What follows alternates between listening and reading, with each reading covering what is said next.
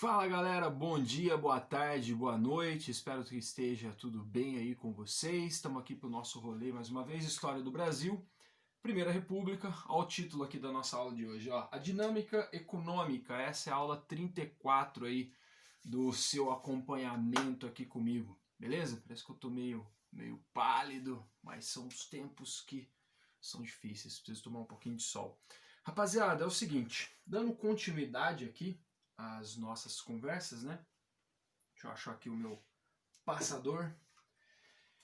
Aqui, ó, que legal, ó, os cafeicultores aqui, os políticos tirando dinheiro do caixa da União como se fosse um poço. Você já viu isso?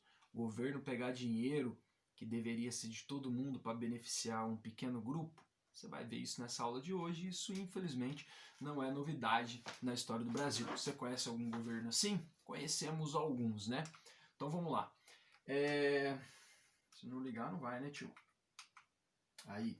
Retomando, onde que nós estamos? Nós estamos ali no tal da Primeira República, beleza? Já falamos muito sobre esse termo, tal, Primeira República.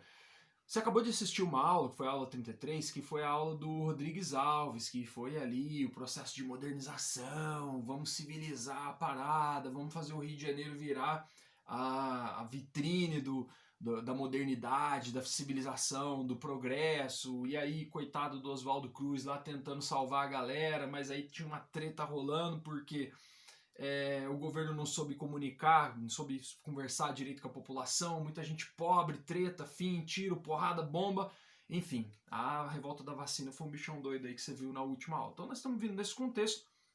O Rodrigues Alves, você vai entender na aula de hoje, ele não conseguiu fazer o seu sucessor.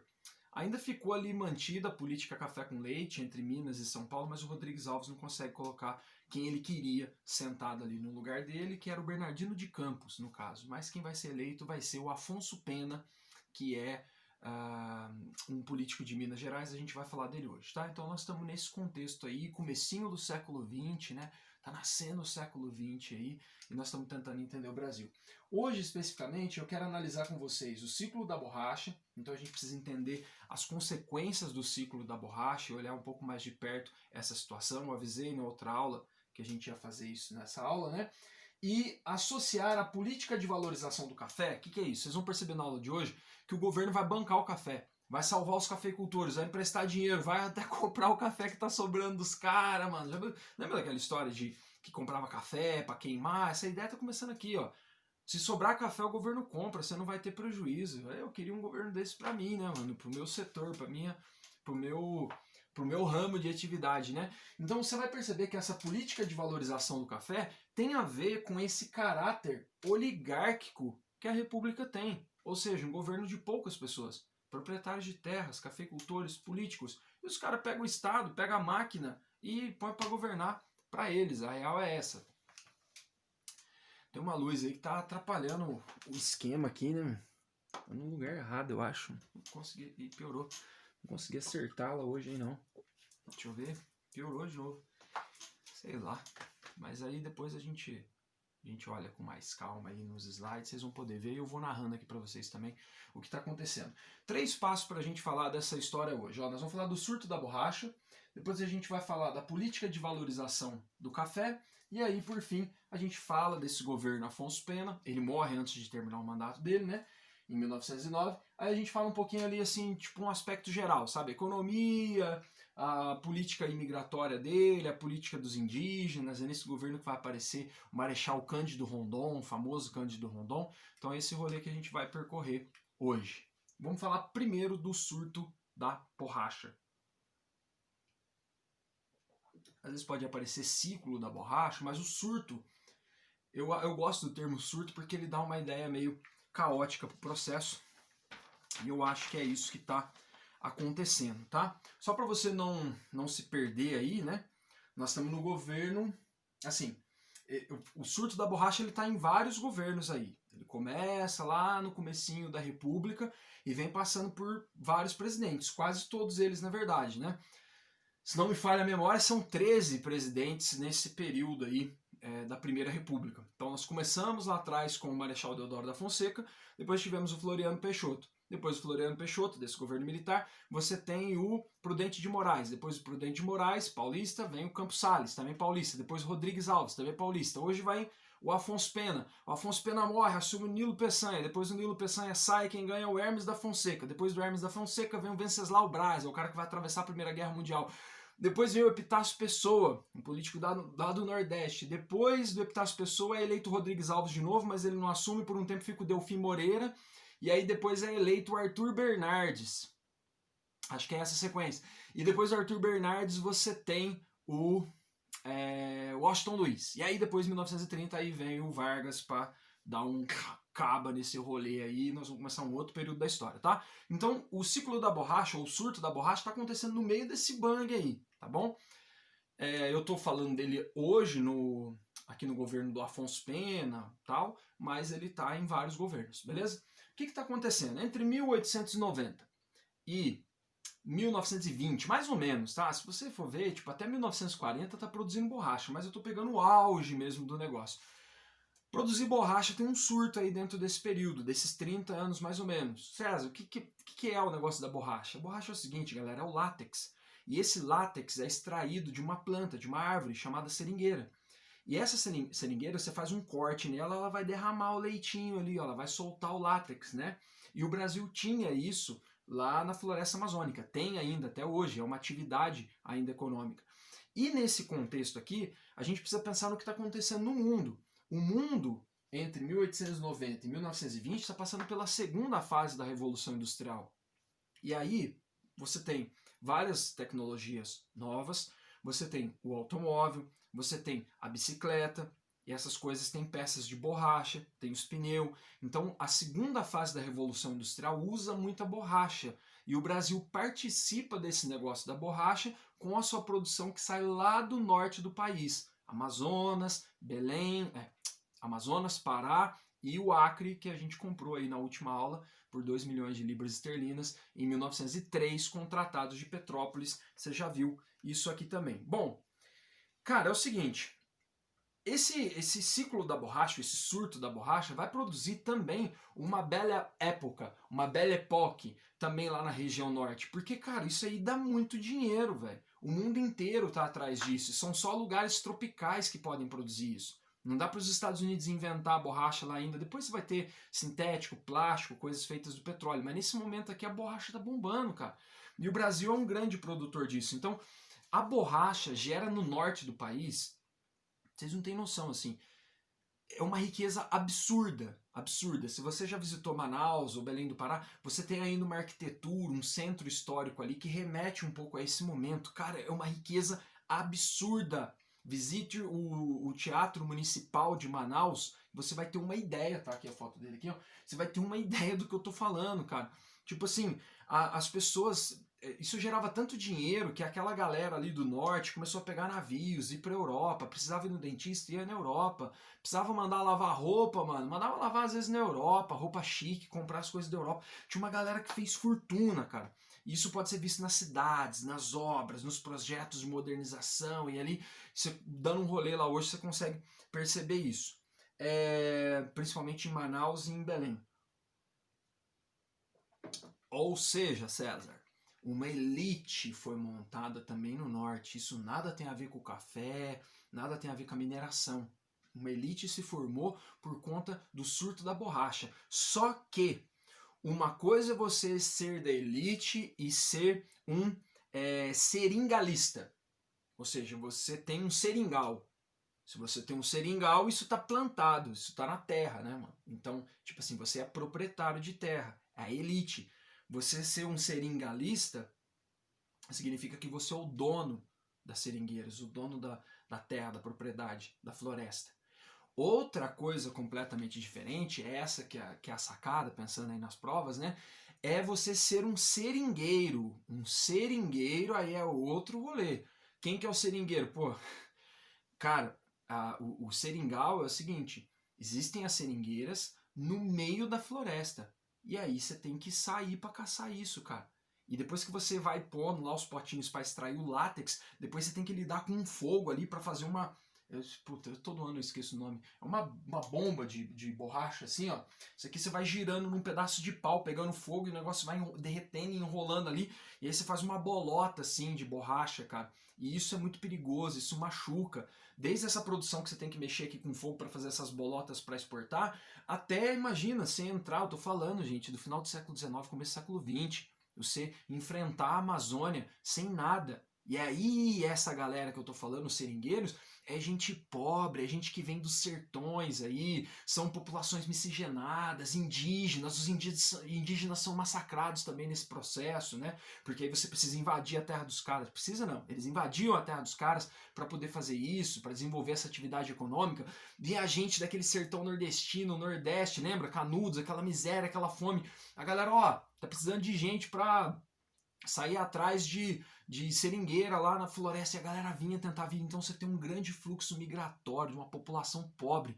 Olha só o que eu tô falando, César. Você não acabou de falar da riqueza então, cara. Tipo assim, a borracha produziu uma situação muito doida no norte do país, porque ao mesmo tempo que você tinha uma riqueza absurda de um lado, você tinha uma pobreza extrema num sistema muito violento, numa condição muito precária, quase uma semi-servidão rolando ali, um negócio enlouquecedor, assim, é absurdo. Então, pensando, se você hoje ainda nessas regiões, né, você ainda tem resquício disso, famílias importantes que ficaram, famílias que herdaram terras, famílias que têm cargos políticos, e aquela galera que vive em volta deles ali quase como se fossem servos ou escravos dessa galera, políticos que se reelegem constantemente, sobrenomes que não saem dos noticiários e dos poderes políticos e tal, grandes famílias poderosas, mano, isso tá lá até hoje. Até hoje tem essa realidade lá. É um reflexo, uma herança do que ficou do ciclo da borracha. E aí tem umas presepadas, né, no meio do caminho. Como isso aqui tá aí na internet, né?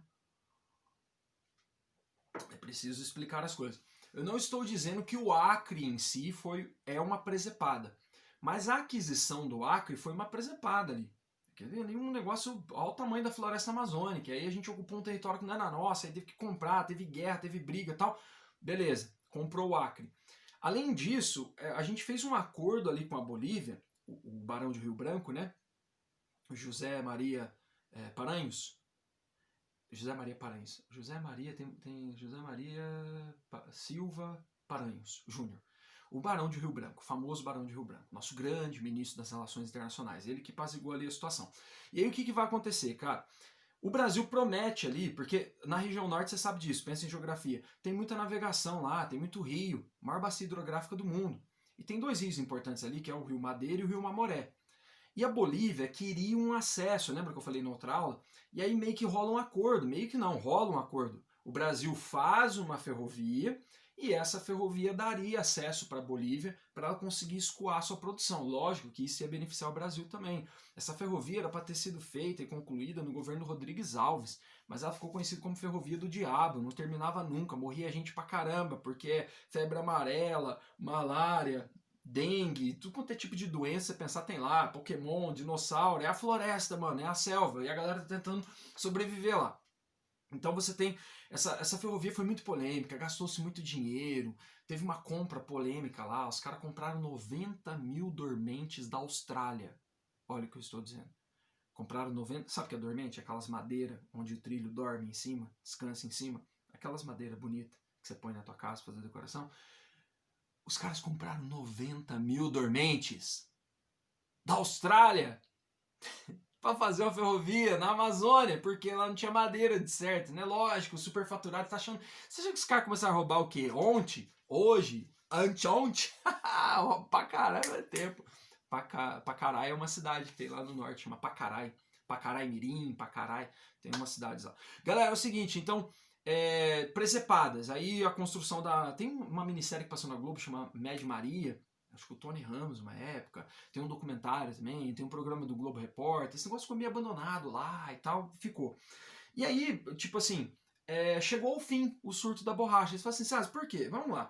Primeiro que você tem a concorrência dos produtos sintéticos, que vão se desenvolvendo cada vez com mais eficiência, derivados do petróleo, ali, os plásticos e tal. E segundo, porque nós encontramos um grande concorrente, que foi pro lado lá da Malásia, lá na Ásia, cara. Os caras roubaram mudas de seringueira daqui e levaram para lá. Lembra? Igual a gente fez com o café.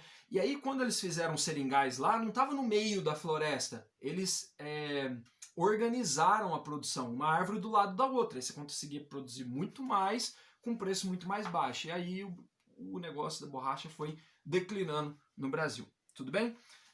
Tem umas cidades abandonadas lá, para fazer uma ponte disso aqui com geografia, é o momento ali do Fordismo. O próprio Henry Ford fundou uma cidade no meio da Amazônia, lá que chama Fordlândia, uma cidade fantasma, está abandonada até hoje lá. Se você quiser ir lá, 5 dias de caminhada, 3 dias de avião, 2 dias de voadeira, você chega nesse lugar abandonado, procura aí na internet, você vai ver. Então, tipo assim, tinha uns projetos ali, pensa na geografia, no Fordismo, no estoque, em uma empresa produzindo, né, todos os produtos, todas as peças que vão no carro e tal, e depois isso vai sendo substituído aos poucos pela flexibilização ali do pós-Segunda Guerra Mundial, do toyotismo e parará e parará. Vai lembrando da geografia aí, que é importante também, beleza? Aí tem a política de valorização do café. Olha que loucura, cara. É o seguinte, nós não estamos chamando esse período de república oligárquica, toda hora você escuta esse termo, porque o acordo oligárquico, as oligarquias. Oligarquias é o seguinte, é o governo de poucos, tem pouca gente com poder na mão, beleza? Então o que vai acontecer? Essa república oligárquica, ela tem um projeto de país, e esse projeto de país é agro, e esse projeto de país tem que oferecer incentivo, proteção ao seu principal setor. Foi o setor que derrubou a monarquia, cara. Foi o setor que ajudou a dar o golpe, os cafeicultores. Essa elite cafeicultora, portanto. Então o que vai acontecer? Você tem ali, desde 1895, o preço do café já estava caindo. O preço do café vinha caindo. Para você ter uma ideia, em 1905, o café já estava valendo metade do que ele estava valendo 10 anos antes. Ele perdeu metade do seu valor. E aí você fala assim, César, por que isso aconteceu? Todos vocês já ouviram falar de oferta e procura. O que aconteceu foi muito simples. O mundo consumia o equivalente a 15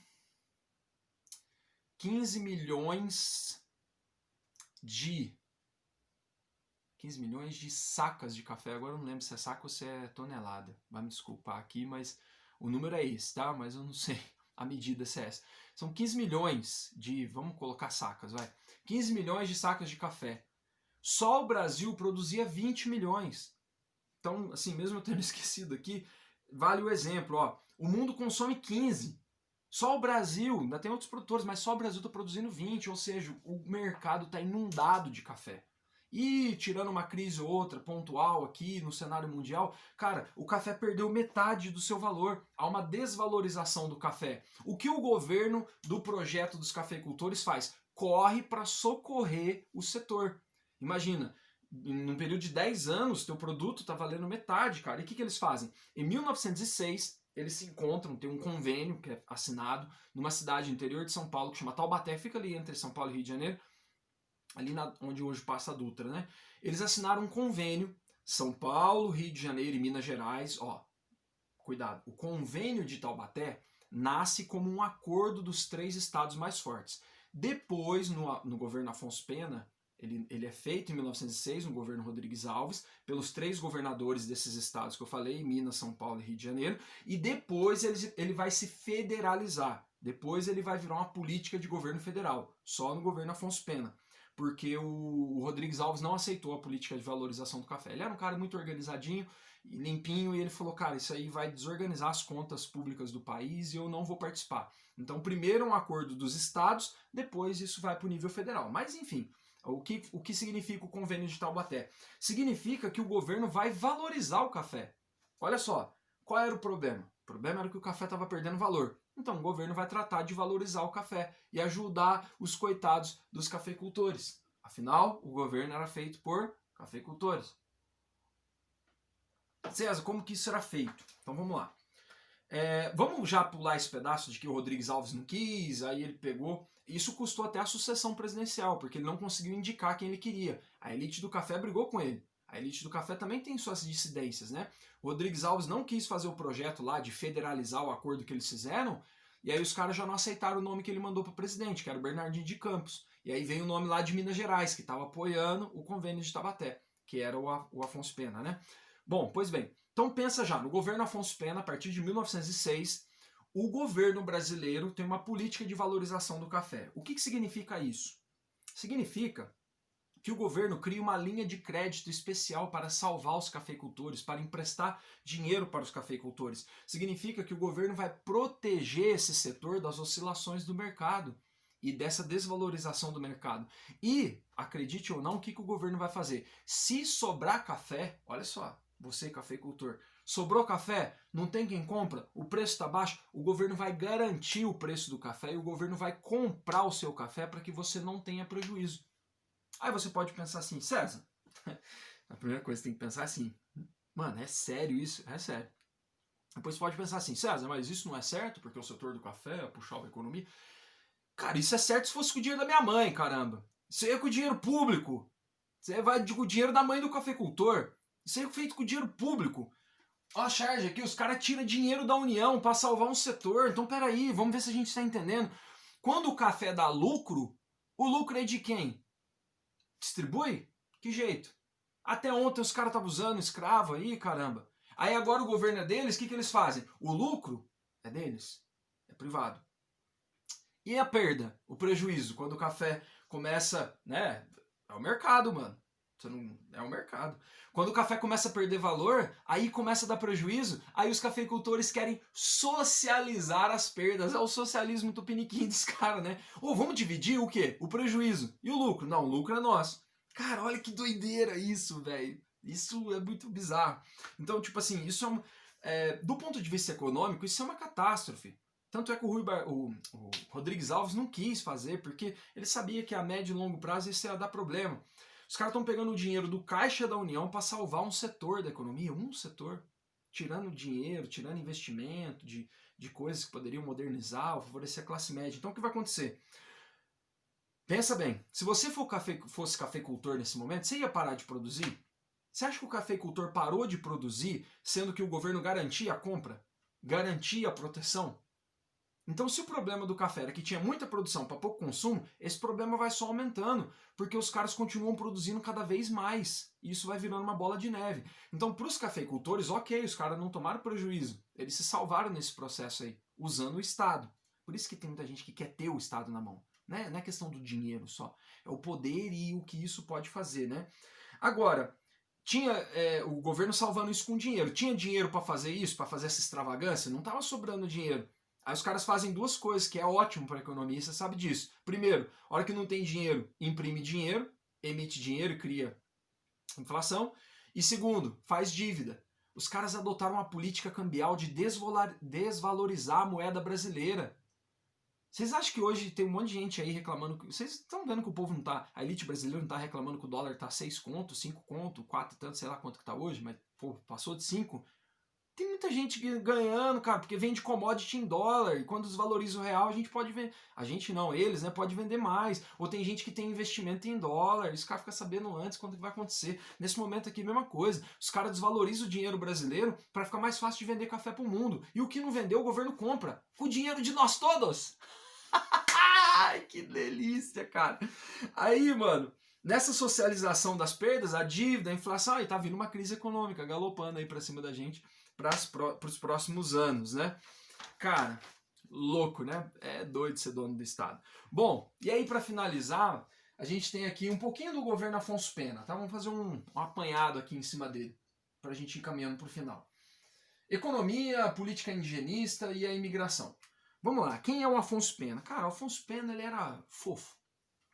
Ele dá nome à principal avenida de Belo Horizonte, né? Um político mineiro, da elite mineira, do setor dos cafeicultores. Mas César, Minas não era produtor de leite? Não, economicamente o que era importante era o café. Minas é por conta do colégio eleitoral e tal. Mas um político tradicional, é um cara que vem com essa ideia de proteger o setor do café, só por isso que ele foi colocado ali, porque ele era favorável ao convênio de Taubaté. Lembra? O Rodrigues Alves não conseguiu continuar colocando quem ele queria, porque ele era contra. Ó, então você vai proteger o café? Beleza, mesmo você sendo mineiro. Vocês perceberam que até agora nós tivemos 3 presidentes paulistas? Prudente de Moraes, Campos Salles e Rodrigues Alves, na sequência. E o Afonso Pena é o primeiro mineiro. Então toma cuidado também com essa história de que a política café com leite ali na Primeira República havia um revezamento, uma hora um presidente de São Paulo, outra hora de Minas. Não é bem assim que acontece, não. Só até aqui você já está vendo que São Paulo está ganhando de 3-1 aí no rolê. Então, ele continua com esse processo de proteger o café. Segundo, tocar um projeto de modernização do país. Só que aí, no caso, ele não está muito focado no Rio de Janeiro, que já passou por esse processo. Ele está mais ali pro lado de Belo Horizonte, né? Belo Horizonte, olha que interessante, é uma cidade também planejada. É uma cidade doideira, porque Belo Horizonte foi uma cidade planejada, mas o progresso às vezes atropela as pessoas, né? A construção ali de Belo Horizonte passou por cima de um povoado que tinha ali que chamava Arraial do Curral. E, tipo, foda-se os pobres, né? E aí fizeram Belo Horizonte e tal, e a Avenida Afonso Pena é a mais famosa lá até hoje. Então, tipo assim, essa ideia de planejar uma cidade, sanear as coisas, modernizar, tá tudo ainda naquele contexto, com aquela ideia de civilização da República. Uma coisa importante é que esse cara foi de fato um dos presidentes que realmente viajou o Brasil. Até então a galera não viajava, ficava aqui no eixo São Paulo-Rio, né? Cara, ele deu um rolê pelo Brasil, escreveu cartas maravilhosas para sua esposa, ele deu um rolê. E ele tinha um projeto aí, né, que ele queria fazer, que era integrar os lugares, levar fios e cabos, telégrafo, telefone para os lugares, né? Então, isso fica a cargo de um projeto depois que vai ser conduzido pelo Marechal Cândido Rondon, o projeto Rondon, né? Que é você conseguir ligar esses lugares longes do Brasil, né? E aí entra no meio desse assunto a política indigenista, porque ao andar pelo sertão brasileiro, tentando levar a cabo, conectar os lugares e tal, você começa a encontrar as populações indígenas que tinham fugido aqui do litoral e estavam tentando sobreviver, o que tinha sobrado, né, dos indígenas no interiorzão do país. E esse cara, o Marechal Cândido Rondon, cara, marca isso. Ele é um marco muito importante na política indigenista do país, ou seja, na forma de como lidar com a questão indígena. E o que a gente pensa hoje da questão indígena, da FUNAI, o Darcy Ribeiro, os irmãos Vilas Boas, toda essa galera fez escola com o pensamento do Marechal Rondon. É preciso conectar o Brasil, mas é preciso respeitar esses povos, os povos indígenas. Pode falar com boca cheia, povos indígenas, que não está errado, está de acordo com a nossa Constituição. Então esse contato que o Cândido Rondon apresentou, propôs no contato com indígenas, de tentar entender, trazer antropologia e não violentar essas populações, essa política foi ganhando força. Tanto é que ele vai conduzir aí a criação do Serviço de Proteção ao Índio, que hoje você conhece como FUNAI, beleza? Então você tem uma política indigenista aí que é um marco na história do Brasil. E, por último, a questão da política imigratória, né? Desde o século XIX ali tá chegando gente para substituir o negro, né? O mercado assalariado e tal. E tá vindo muita gente, muito estrangeiro, muito europeu, mas vem asiáticos também.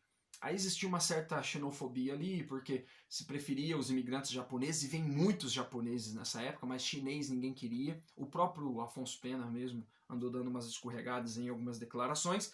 Mas a ideia era trazer mão de obra assalariada para ajudar nessa industrialização tímida ainda, mas que estava acontecendo ali no Brasil. Só que acontece que, olha só que doido, aí a gente vai preparar a próxima aula. Conforme vai chegando uma galera de fora, tipo, vem italiano, aí vem a galera da Europa ali também, de outros lugares, aí vem uma galera que já tem uma mentalidade assim, já passou por Revolução Industrial, movimento trabalhista, classe operária, sindicalismo, anarquismo, socialismo. Essas ideias começam a chegar no Brasil. E na medida que o Brasil vai se industrializando, vai se formando também um corpo de trabalhadores que de repente começam a ganhar consciência da sua condição. Não tem Ministério do Trabalho, não tem lei, não tem porra nenhuma, cara. Os caras estão perdidos. E aí a galera começa a se organizar, organiza protesto, organiza greve, organiza uns motins ali, esses operários eles vão se organizando, né, com ideias socialistas, sindicalistas, anarquistas, a galera vai se organizando ali. Depois a gente vai falar melhor da greve de 1917, a famosa greve e tal. Ou seja, tem uma classe trabalhadora urbana se formando no Brasil, olha só que legal, começo do século XX, cara. E aí o que vai acontecer? Qual que é a resposta que o governo dá para isso? Para fechar o pacote, o governo faz uma lei, aprova uma lei em 1907. Meu Deus. Corrige no teu material aí que tá errado, tá? Não é lei Afonso Gordo. Aí no material tá escrito Afonso, não é Afonso, é um erro de digitação. A lei chama Adolfo Gordo, que era o nome do senador que propôs a lei. Essa lei, cara, dava uma repressão para esse nascente movimento trabalhista. É uma lei que sufoca o movimento trabalhista, proíbe essas manifestações e até prevê a expulsão de imigrantes que estivessem, né, envolvidos nesses processos revoltosos aí, olha só. Centenas de pessoas são mandadas para fora do Brasil porque o governo brasileiro aprovou uma lei que dizia que os trabalhadores não podiam reclamar e que se fosse estrangeiro ia pegar a mala e picar a mula Atlântico afora. Bonito a nossa ideia de lidar com os movimentos sociais e os movimentos trabalhistas desde sempre, ok? Pessoal, passamos aqui, ó, desde o surto da borracha, ficou gago aqui, a política de valorização do café, o governo do Afonso Pena com essas questões aí, e essa foi a aula 34 de História do Brasil. Chega, né? Muito obrigado pela sua atenção, bom dia, boa tarde, boa noite, fui!